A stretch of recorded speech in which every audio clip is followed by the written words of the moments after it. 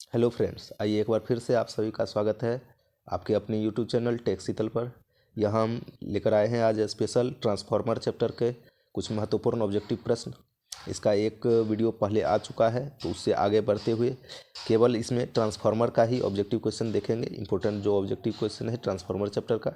चलिए, पहला प्रश्न है, ऑटो ट्रांसफार्मर का एक मुख्य उपयोग है।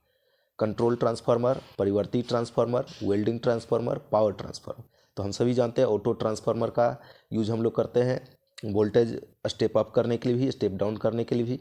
तो इसका यूज हो जाएगा परिवर्ती ट्रांसफार्मर के रूप में। ठीक है, तो इसका आंसर हो जाएगा ऑप्शन बी, परिवर्ती ट्रांसफार्मर। अगला प्रश्न देखते हैं, ट्रांसफार्मर में प्रयुक्त तेल होता है। ट्रांसफार्मर में कूलिंग के लिए कौन सा तेल यूज करते हैं? वनस्पति तेल, कुकिंग तेल, फिश तेल, खनिज तेल। तो हम सभी जानते हैं ट्रांसफार्मर में खनिज तेल का यूज होता है। ठीक है, तो इसका आंसर हो जाएगा ऑप्शन डी, खनिज तेल। ठीक है, चलिए अगले प्रश्न को देखते हैं। अगला प्रश्न है, ऐसी प्रत्यावर्ती धारा की युक्ति जिससे उच्च धारा पर निम्न प्रत्यावर्ती वोल्टता निम्न धारा पर उच्च वोल्टता में परिवर्तित होती है, उसे कहते हैं। अपचाई ट्रांसफार्मर, उच्चाई ट्रांसफार्मर, ऑटो ट्रांसफार्मर, इनमें से कोई नहीं। तो यहाँ पूछ रहा है निम्न प्रत्यावर्ती वोल्टता को उच्च प्रत्यावर्ती वोल्टता में जो चेंज करता है। लो वोल्टेज को हाई में क्या? उच्चाई ट्रांसफार्मर, स्टेप अप ट्रांसफार्मर बदलेगा। इसका आंसर हो जाएगा ऑप्शन बी, उच्चाई ट्रांसफार्मर। ठीक है, तो चलिए इसका आंसर हो गया ऑप्शन बी, ऊंचाई ट्रांसफार्मर। अगला प्रश्न देखते हैं। अगला प्रश्न है, ऐसी प्रत्यावर्ती धारा की युक्ति जिससे उच्च प्रत्यावर्ती वोल्टता को निम्न वोल्टता में बदला जाता है, वह कहलाता है अपचाई ट्रांसफार्मर, उच्चाई ट्रांसफार्मर, प्रेरण कुंडली, इनमें से कोई नहीं। तो यहाँ पे पूछ रहा है हाई वोल्टेज को लो वोल्टेज में, स्टेप डाउन ट्रांसफार्मर होगा इसका आंसर, अपचाई ट्रांसफार्मर। ठीक है, अपचाई ट्रांसफार्मर, स्टेप डाउन ट्रांसफार्मर इसका आंसर होगा। तो ऑप्शन ए इसका आंसर होगा। ठीक है, चलिए अगला प्रश्न देखते हैं। अगला प्रश्न है, कोर के आधार पर वर्गीकृत ट्रांसफार्मर नहीं है। Core type, shell type, mains या पावर टाइप, बेरी टाइप। तो ऑप्शन में यहाँ तीन तो दिया हो जो कोर के टाइप पे जिसको हम वर्गीकृत कर रखे हैं, कोर टाइप, सेल टाइप और बेरी टाइप। यहाँ ऑप्शन सी एक ऐसा है जो कोर के आधार पे वर्गीकृत ट्रांसफार्मर नहीं है।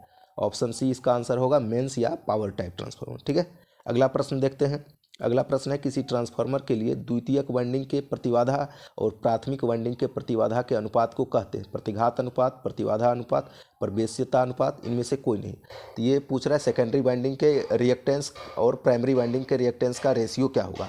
तो वो इम्पीडेंस रेशियो कहलाता है। ठीक है, तो इसका आंसर होगा ऑप्शन ए, प्रतिघात व अनुपात। ठीक है, अगला प्रश्न देखते हैं। इंस्ट्रूमेंट ट्रांसफार्मर डैश को मापने के लिए प्रयोग होता है, करंट, वोल्टेज, करंट और वोल्टेज दोनों, पावर। तो हम सभी जानते हैं इंस्ट्रूमेंट ट्रांसफार्मर दो प्रकार का होता है, करंट ट्रांसफार्मर और पोटेंशियल ट्रांसफार्मर। तो एक से करंट और एक से वोल्टेज को मेजर करते हैं, तो इसका ऑप्शन सी आंसर होगा। ठीक है, अगला प्रश्न देखते हैं। अपचाई ट्रांसफार्मर बढ़ाता है, यहाँ बढ़ाने का पूछ रहा है। अपचाई हो गया स्टेप डाउन ट्रांसफर, तो स्टेप डाउन ट्रांसफार्मर वोल्टेज को कम करता है तो करंट जो है बढ़ जाएगा। ठीक है, तो इसका आंसर हो जाएगा ऑप्शन ए, धारा। ठीक है, अपचाई ट्रांसफार्मर धारा को बढ़ाता है। अगला प्रश्न देखते हैं। टेलीविजन में प्रयुक्त 15,625 हर्ट्ज आवृत्ति पर कार्य करने वाला ट्रांसफार्मर होता है। Berry type transformer, auto transformer, berry eliminator transformer, shell type transformer.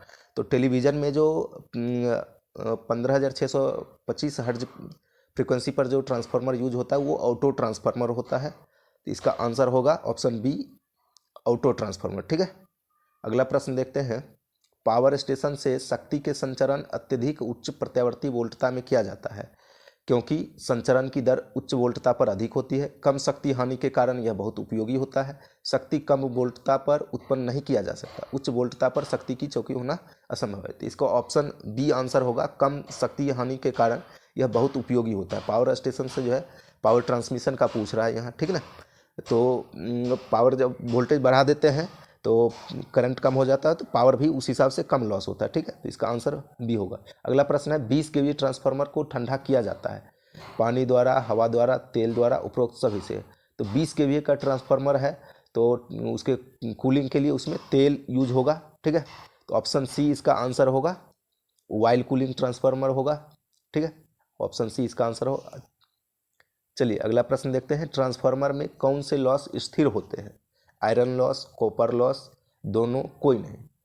तो हम सभी जानते हैं कॉपर लॉस तभी होगा जब ट्रांसफार्मर ऑन है।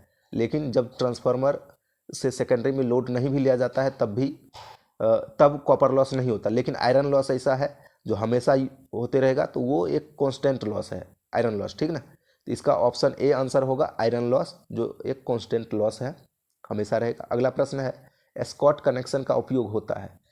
एस्कॉट कनेक्शन का उपयोग 3 फेज से 2 फेज के लिए होता है, ठीक है। तो ऑप्शन यहाँ पे सिंगल फेज सप्लाई को 3 फेज सप्लाई में बदलने के लिए नहीं होगा, सिंगल फेज सप्लाई को 2 फेज सप्लाई में बदलने के लिए नहीं होगा, 3 फेज सप्लाई को सिंगल फेज सप्लाई में बदलने के लिए जी नहीं, उपरोक्त में से कोई नहीं। इसका आंसर हो जाएगा ऑप्शन डी, उपरोक्त में से कोई नहीं, क्योंकि 3 फेज को 2 फेज में बदल। अगला प्रश्न है, एस्कॉट कनेक्शन में मेन ट्रांसफार्मर से बीच में टेपिंग लेते हैं, सेकेंडरी वाइंडिंग, प्राइमरी वाइंडिंग, दोनों वाइंडिंग, उपरोक्त में से कोई नहीं। तो एस्कॉट कनेक्शन के जो मेन ट्रांसफार्मर है उसके दोनों वाइंडिंग में से टेपिंग लेकर तब जाके उसको टी कनेक्शन के रूप में किया जाता है। पिछले एक वीडियो में भी ये इस टाइप का क्वेश्चन आया था, वहाँ पे शायद मैंने क्वेश्चन सही से देखा नहीं, उसका मैंने प्राइमरी वाइंडिंग कर दिया था, तो वहाँ आप करेक्ट कर लीजिएगा, ऑप्शन सी इसका आंसर होगा, दोनों वाइंडिंग, ठीक ना। चलिए अगला प्रश्न देखते हैं, एस्कॉट कनेक्शन में टीजर ट्रांसफार्मर की टेपिंग प्राइमरी से कहाँ ली जाती है। जो एस्कॉट कनेक्शन में जो सेकेंडरी वाइंडिंग होती है वो टीजर वाइंडिंग होती है, वो 86% पर के रेशियो पर से उसका टेपिंग लिया जाता है, ठीक ना। तो इसका ऑप्शन बी होगा 86%, ठीक ना आंसर। अगला प्रश्न देखिए, जब 2 ट्रांसफार्मर पैरेलल में लगे हों तो लोड को किस आधार पर बांटेंगे। इम्पीडेंस प्रति यूनिट, पावर प्रति यूनिट, लीकेज रिएक्टेंस, करंट प्रति यूनिट। तो ये ट्रांसफार्मर के पैरेलल में जब यूज कर रहे हैं तो लोड किस हिसाब से बांटेंगे उसके लिए पूछ रहा है, तो ऑप्शन ए इसका इम्पीडेंस प्रति यूनिट आंसर होगा। अगला प्रश्न है, अधिक फ्लक्स घनत्व के लिए कौन सी धातु ट्रांसफार्मर में चुंबकीय सर्किट के लिए उपयोग की जाती है। कास्ट स्टील, नर्म स्टील, कास्ट आयरन, उपरोक्त में से कोई नहीं।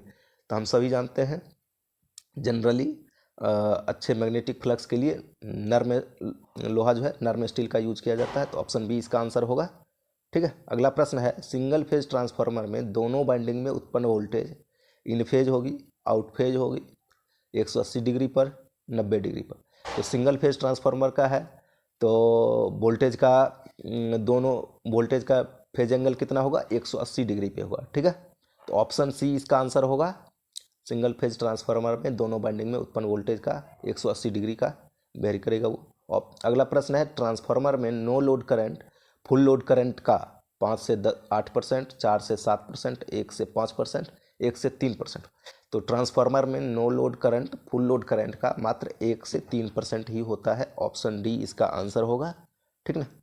तो चलिए अगले प्रश्न को देखते हैं, ट्रांसफार्मर में दी गई वोल्टेज पर लकड़ी की कोर डैश पैदा कर देगी, चुंबकीय फ्लक्स में कमी, मैग्नेटाइजिंग करंट में बढ़ोतरी, मैग्नेटाइजिंग करंट को अप्रभावित।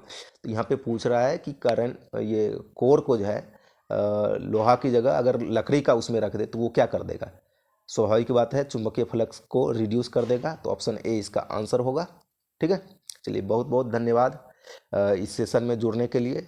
ये ट्रांसफार्मर चैप्टर का स्पेशली दूसरा सेशन है, और जो महत्वपूर्ण प्रश्न है अगले सेशन में